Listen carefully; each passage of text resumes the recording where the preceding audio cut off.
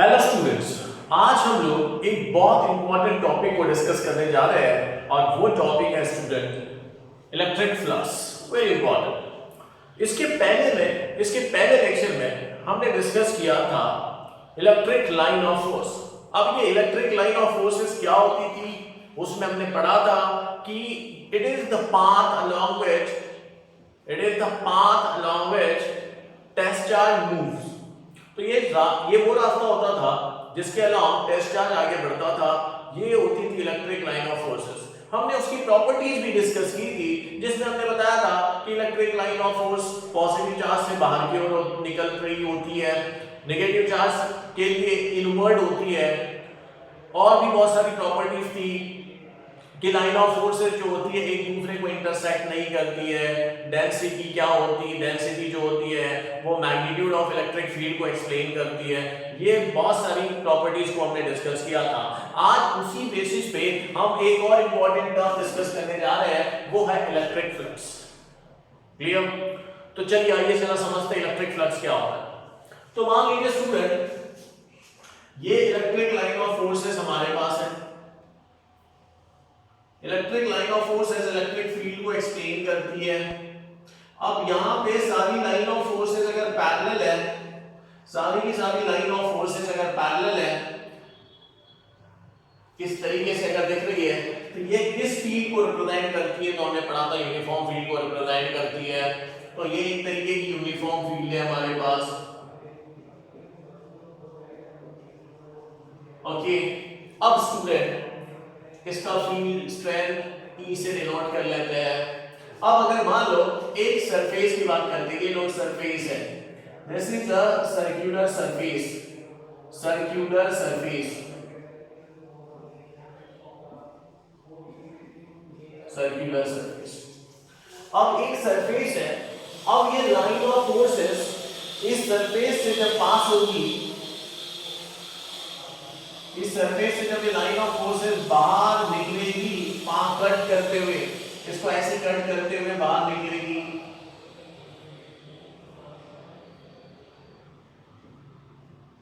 इस तरीके से कट करते हुए, जब इस सरफेस को कट करते हुए जब ये लाइन ऑफ फोर्सेस बाहर निकलेगी, तो जितनी लाइन ऑफ फोर्सेस कट करती हुई इसकी सरफेस को परपेंडिकुलरली बाहर आ रही है, जितनी लाइन ऑफ फोर्सेस इस सरफेस को कट करते हुए परपेंडिकुलरली बाहर की ओर आ रही है, नॉर्मली बाहर आ रही है, उसी को कहते हैं फ्लक्स, उसी को कहते हैं फ्लक्स, उसी को कहते हैं इलेक्ट्रिक फ्लक्स। तो इसकी डेफिनेशन हम ऐसे लिख सकते हैं, मतलब number of electric line of forces passing normally through a plane surface is called electric flux. Passing normally through a plane surface is called electric flux। अगर मान लो say for example ये है लाइन ऑफ फोर्सेस, यूनिफॉर्म रहे या non uniform रहे, अगर मान लो ये प्लेन है, there is a plane surface, और यहां से भी ये लाइन ऑफ फोर्सेस पास हो रही है, ये लाइन ऑफ फोर्सेस है, क्लियर?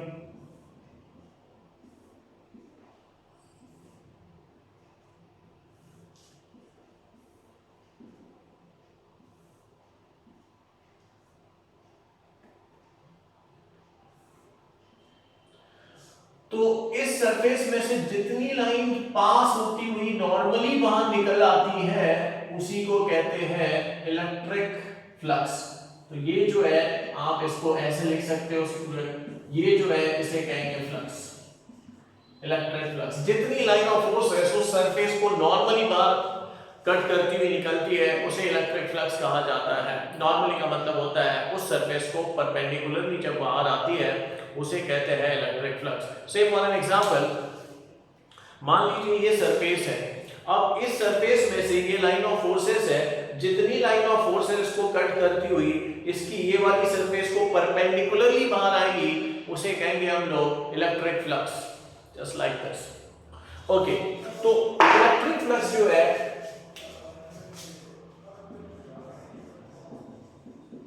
इलेक्ट्रिक फ्लक्स को हम लोग कैसे डिनोट करते हैं? तो इलेक्ट्रिक फ्लक्स क्या होता है student, it is denoted with the letter phi पकड़ लीजिए, और ये होता है electric field dot area vector, electric field vector dot area vector. Area, अब जरा ध्यान दीजिए, इस सरफेस का जो भी एरिया वेक्टर है, उस एरिया वेक्टर की बात करें तो याद रखिए एरिया एज वेक्टर क्वांटिटी हमने देखा है, तो इसका जो वेक्टर है इस सरफेस का वेक्टर वो हमेशा इसकी प्लेन को परपेंडिकुलर रहता है, वो हमेशा इसकी प्लेन को परपेंडिकुलर रहता है।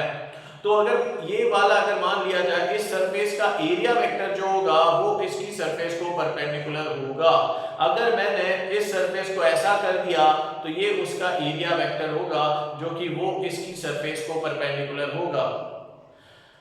क्लियर?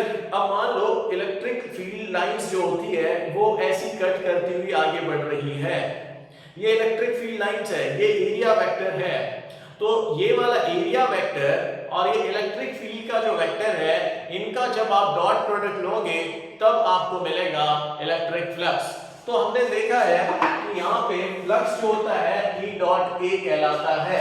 अगर इसकी बात करें, हमने डॉट प्रोडक्ट पढ़ा था स्टूडेंट, तो फ्लक्स हो जाएगा E A cos of theta, तो फ्लक्स जो है वो कहलाएगा E A cos theta.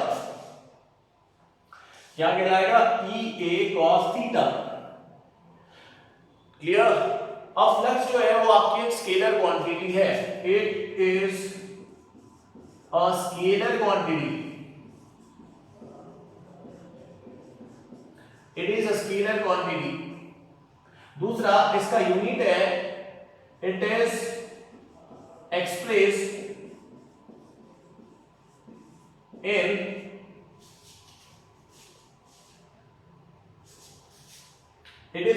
In newton metre square per coulomb. तो ये इसका यूनिट है जिसमें इसको एक्सप्रेस किया जाता है, न्यूटन पर कूलम, न्यूटन पर कूलम इनटू मीटर स्क्वायर, या फिर आप इसको ऐसे पढ़ सकते हैं Newton metre square per coulomb. तो ये इसका यूनिट है, ये एक स्केलर क्वांटिटी है। क्लियर? आइए और समझते हैं इसे, please copy this. So electric flux अभी हमने देखा कि फ्लक्स जो होता है वो है E A cos of theta.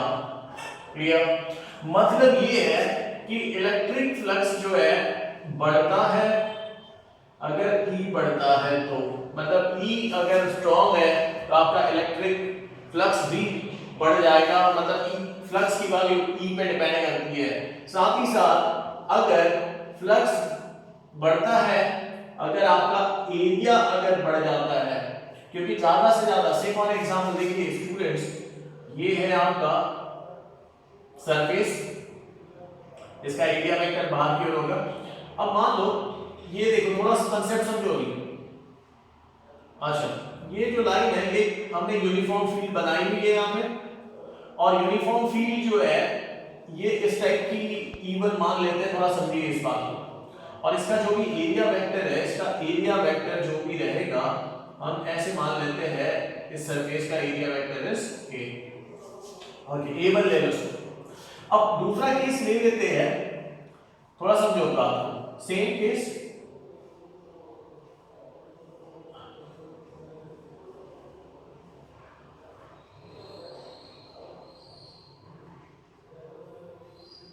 Same area, लेकिन इस बार मेरी इलेक्ट्रिक फील्ड E2 है। थोड़ा समझो इलेक्ट्रिक फील्ड क्यों मैंने यहां बदली, यहां से ये समझ में आ रहा है कि ये वाली जो फील्ड है वो वीक है as compare to this field, because जितनी ज्यादा डेंस लाइन ऑफ फोर्सेस होती है फील्ड उतनी ज्यादा स्ट्रांग होती है। लास्ट टाइम हमने देखा था यहां पे कम लाइन ऑफ फोर्सेस है, इसलिए यहां की फील्ड वीक है। यहां पे लाइन ऑफ फोर्स ज्यादा होने के कारण, यहां पे line of forces very close होने के कारण डेंस है, ये डेंसिटी बढ़ने के कारण फील्ड का मैग्नीट्यूड बढ़ जाता है। तो यहाँ की फील्ड स्ट्रांग है स्टूडेंट, और अगर स्ट्रांग है तो ज्यादा से ज्यादा लाइन इस सरफेस से पास होगी। एरिया हमने सेम मान के रखा हुआ है, तो इस सरफेस से ज्यादा लाइन ऑफ फोर्सेस पास होगी। जितनी लाइन ऑफ फोर्सेस पास होते हुए नॉर्मली बाहर निकलती है, याद रखना, मार्क माय वर्ड, नॉर्मली बाहर निकलना है, उसी को फ्लक्स कहेंगे। जितनी लाइन ऑफ फोर्सेस नॉर्मली बाहर निकलेगी सरफेस को, वही उसका फ्लक्स कहलाएगा। ये है फ्लक्स। तो इस केस में फ्लक्स बढ़ गया है। क्यों बढ़ा हुआ है? क्योंकि फील्ड बढ़ गई है। फील्ड जहां स्ट्रांग हो गई वहां पे फ्लक्स बढ़ गया है। आप देख सकते हो कि E2 जो है इज ग्रेटर देन E1, तो आप ये कह सकते हो therefore we can say that ज्यादा से ज्यादा लाइन ऑफ फोर्सेस सरफेस से पास होगी। तो उस केस में phi1 जो है इस केस का फ्लक्स, इसका जो फ्लक्स है इसे मैं ऐसे बना देता हूं। ये है फ्लक्स, इसे phi1 बोल दीजिए। ये वाला फ्लक्स है phi2 बोल दीजिए। तो phi1 जो है वो लेस देन phi2 होगा, phi1 कम होगा, phi2 बड़ा होगा, क्योंकि ज्यादा से ज्यादा लाइन ऑफ फोर्सेस सरफेस से पास हो रही है नॉर्मली। तो इसलिए ये एक्सप्लेन होता है। अब आइए दूसरी तरफ अगर बात करें कि मान लीजिए हमारे पास ये एक एरिया है जिसे मैं A1 कह देता हूं। एक दूसरा एरिया ले लेते हैं जिसे मैं A2 कह देता हूं। अब यहां पे फील्ड की अगर बात करेंगे, चलिए यहां देख लीजिए फील्ड,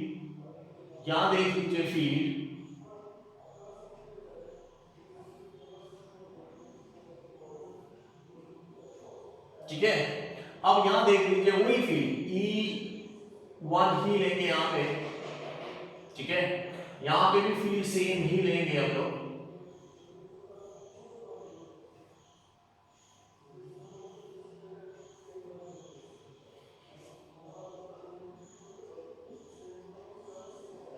गाइस फील्ड सेम लिया हुआ है, फील्ड का डेंसिटी सेम है, फील्ड की मैग्नीट्यूड सेम है, लेकिन आप देख रहे हो एरिया अलग अलग है। तो आपको यहां से समझ में आ रहा है कि यहाँ पे कम लाइन ऑफ फोर्सेस पास हो रही है। कम लाइन ऑफ फोर्सेस अगर पास हो रही है तो ये इसका फ्लक्स कहलाएगा। यहाँ पे देखिए ज्यादा लाइन ऑफ फोर्सेस पास हो रही है, ज्यादा लाइन ऑफ फोर्सेस अगर पास हो रही है तो इस केस में ये इसका फ्लक्स कहलाएगा। अब ये वाले फ्लक्स को phi1 बोल दीजिए, ये वाले फ्लक्स को phi2 बोल दीजिए। यहाँ पे आपको समझ में आ रहा है कि फील्ड सेम है लेकिन फ्लक्स अलग अलग आ रहा है। किस पे डिपेंड कर रहा है? एरिया पे डिपेंड कर रहा है। एरिया बढ़ गया तो फ्लक्स भी बढ़ गया। तो यहाँ पे हम लिखेंगे A1 is less than A2, therefore flux phi1 is less than phi2।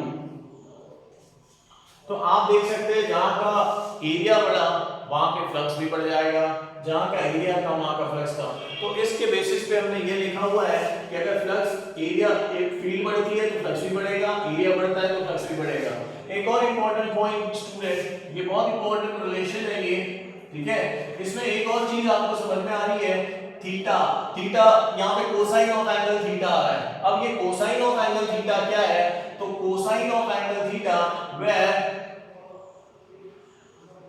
theta is the angle between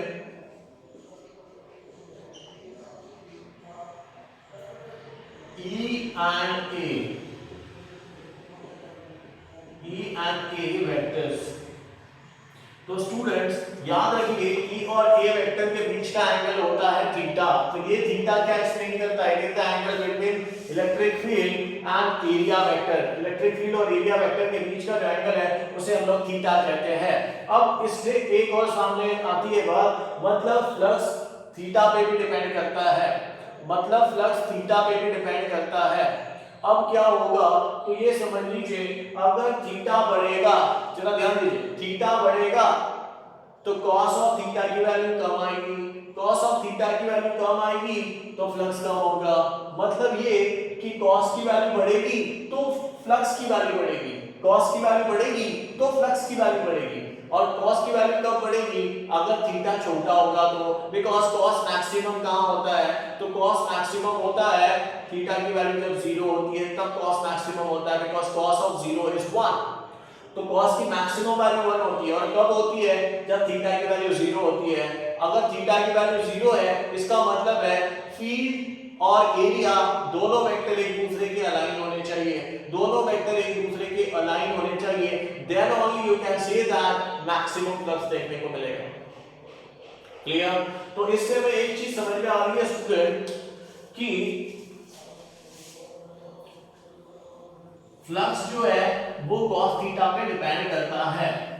cos theta अगर बढ़ता है, cos थीटा की वैल्यू बढ़ेगी तो फ्लक्स बढ़ेगा। cos थीटा की वैल्यू कब बढ़ेगी? तो आपका आंसर होना चाहिए जब थीटा की वैल्यू मिनिमम होगी। मिनिमम का मतलब है 0। जब थीटा की वैल्यू 0 होगी तो cos की वैल्यू मैक्सिमम होगी। तो इससे हम लोग ये कह सकते हैं कि जब थीटा, सुनो थीटा अगर कम होता है तो cos ऑफ थीटा की वैल्यू बढ़ती है, और cos ऑफ थीटा की वैल्यू बढ़ेगी तो फ्लक्स बढ़ेगा। तो मैक्सिमम कब होगा? जब थीटा की वैल्यू 0 होगी, तब कहीं जाके मैक्सिमम होगा। कैसे होगा ये जरा ये भी समझते हैं। सो देखो भाई, ये है हमारे पास एक फील्ड है, इस कंसेप्ट को समझो अभी। ये फील्ड है, इस तरीके से फील्ड लगी हुई है। अब मान लो हमारे पास एक रेक्टेंगुलर प्लेन सरफेस है। अब इस रेक्टेंगुलर प्लेन सरफेस में से ये लाइन ऑफ फोर्सेस ऐसी बाहर जा रही है। तो इस तरीके से जितनी line of forces normally cut करते हुए बाहर निकलेगी, ये फ्लक्स कहलाएगी। क्लियर? ये इसका एरिया हम लोग ऐसे दिखा रहे हैं। अच्छा, अब थोड़ी सी बातें समझ लेते हैं। ये है इसका फ्लक्स। क्लियर? अब जरा ध्यान दीजिए कि इस केस में एरिया वेक्टर जो है, मैं एरिया के वेक्टर को यहाँ इस तरीके से बनाना चाहूंगा। ये फील्ड है, आपकी फील्ड लाइंस है, ये एरिया है। तो फील्ड और एरिया के बीच में ये बिल्कुल पैरेलल है। फील्ड और एरिया एक दूसरे के साथ पैरेलल दिख रही है। अब सवाल ये है, area vector and field vector, ये फ्लक्स कहला रहा है। अब यहां अगर बात करें, here angle between E and A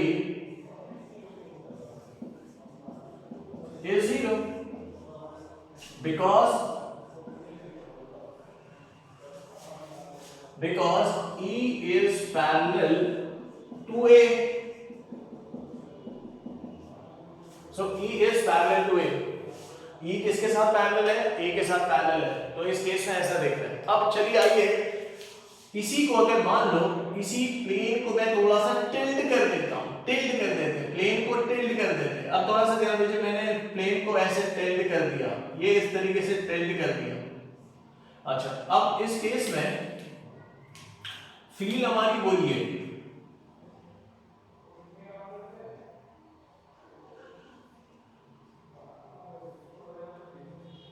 ये वही फील्ड है, सेम फील्ड। और ये एरिया भी सेम है क्योंकि सेम प्लेन ली हुई है। लेकिन इस बार स्टूडेंट, इस बार जो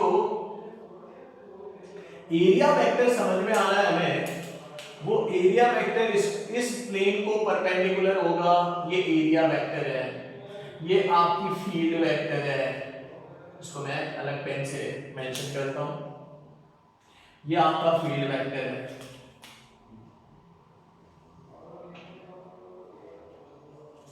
अब इस केस में इन दोनों के बीच का एंगल जो है वो है थीटा।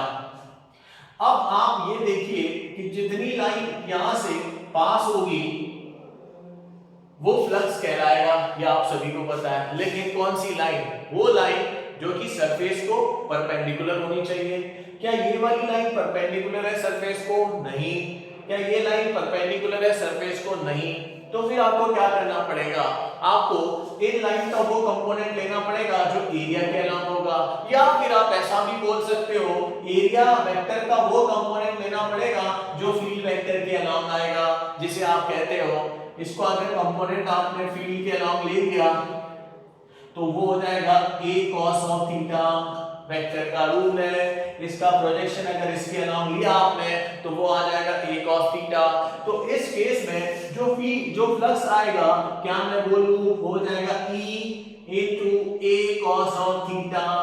क्लियर। तो इस केस में फ्लक्स जो है आपका वो आ रहा है a cos थीटा, जो भी एंगल होगा उसके रिस्पेक्ट में इसकी वैल्यू आएगी। जबकि इस केस में एंगल है दोनों पैरेलल होने के कारण इस केस का जो फ्लक्स है, इस केस का जो फ्लक्स है इसको मैं फाइ डैश लेता हूं, तो ये आ जाएगा आपका e a cos of theta की वैल्यू क्या है, पैरेलल होने के कारण थीटा है 0, cos of 0 is 1, तो इस केस में आपका वैल्यू आएगा phi dash equals to e into a। तो इससे हमें समझ में आ गया कि एंगल पे भी डिपेंड करता है फ्लक्स। क्लियर। तो यहां पे हमने देखा कैसे देखते हैं कि अगर एंगल छोटा होता है तो cos की वैल्यू बढ़ेगी और cos की वैल्यू बढ़ेगी तो फ्लक्स बढ़ेगा। तो इससे हमें ये चीज समझ में आती है कि इलेक्ट्रिक फ्लक्स जो है वो तीन चीजों पे डिपेंड करता है। पहला है इलेक्ट्रिक फील्ड, दूसरा एरिया वेक्टर, ठीक है, सरफेस एरिया की बात की जा रही है, और तीसरा जो है वो है angle between E and A। Electric field vector और एरिया वेक्टर के बीच का जो एंगल रहेगा स्टूडेंट उसके ऊपर भी डिपेंड करता है। एंगल जितना छोटा होगा उतना ज्यादा फ्लक्स आपको देखने को मिलेगा, और अगर एंगल जितना बड़ा होगा उस केस में फ्लक्स उतना कम होगा। क्लियर। अगर मान लो इसी प्लेन को हमने ऐसे कर दिया, इसी प्लेन को, ये प्लेन ऐसी थी, इसको टिल्ट किया और इसको इस तरीके से कर दिया, तो इससे क्या समझ में आ रहा है, अब इसका एरिया वेक्टर जो रहेगा, सरफेस का एरिया वेक्टर इस प्लेन को इस तरीके से रहेगा। ये एरिया वेक्टर देखिए, ये देखिए, ये है, ये एरिया वेक्टर है सरफेस को परपेंडिकुलर नॉर्मल। अब इसको टिल्ट किया, ये एरिया वेक्टर चेंज होगा। जब इसे ऐसे कर दिया तो इस केस में एरिया वेक्टर डाउनवर्ड आ जाएगा, फील्ड इधर लग रही है। अब इस केस में आपको बोला जाएगा कि फ्लक्स बताओ, तो मैं ये कहूंगा कि एक भी इलेक्ट्रिक फील्ड की जो लाइन है वो इस सरफेस एरिया से पास नहीं हो रही है, इसको कट नहीं कर रही है। इसका मतलब है इस केस में फ्लक्स जो होगा वो जीरो होगा। क्यों ऐसा? क्योंकि इलेक्ट्रिक फील्ड इस डायरेक्शन में, एरिया वेक्टर नीचे की ओर, और दोनों के बीच का एंगल बन जाएगा 90 डिग्री, तो cos of 90 हो जाएगा 0। तो cos of 90 0 होगा तो फ्लक्स क्या हो जाएगा? 0। तो इस तरीके से हम फ्लक्स समझते हैं, और फ्लक्स क्या होता है वो आपने समझा। क्लियर। इसके पॉइंट्स आप प्लीज नोट कीजिए। Very important aspects, very important aspect and very important points. ये छोटे छोटे पॉइंट्स जो है वो हमें न्यूमेरिकल सॉल्व करने में हेल्प करेंगे। Please copy it. सो हमने देखा इलेक्ट्रिक फ्लक्स क्या होता है। तो इलेक्ट्रिक फ्लक्स होता है phi equals to E dot A, E vector dot A vector. अब ये जो हम लिखते हैं डॉट प्रोडक्ट क्या होता है स्टूडेंट्स? तो वो होता है cos E A cos of angle between the two. तो ये है भी फ्लक्स। अब इसमें where theta is the angle, ये बहुत इंपॉर्टेंट है, where theta is the angle between E and A vector, E and A vector, याद रखिए E और A के बीच का एंगल है थीटा। क्लियर। अब ये फॉर्मूला आप यूज कर सकते हैं फ्लक्स निकालने के लिए, ठीक है। अब सवाल ये है कि अगर मान लो in case of close surface, अगर क्लोज सरफेस अगर है students, in case of close surface, तो इस केस में फ्लक्स कैसे निकाला जाता है? एग्जांपल देते हैं। मान लो एक चार्ज ये है और इसके आसपास एक क्लोज सरफेस है, ठीक है। अब ये चार्ज जो है इससे लाइन ऑफ फोर्स बाहर की ओर निकलेगी, लाइन ऑफ फोर्स बाहर की ओर निकलेगी outward because of positive charge. तो ये लाइन ऑफ फोर्सेस इस सरफेस को कट होती हुई बाहर की ओर निकल रही होगी, जिसे हम लोग फ्लक्स कहेंगे।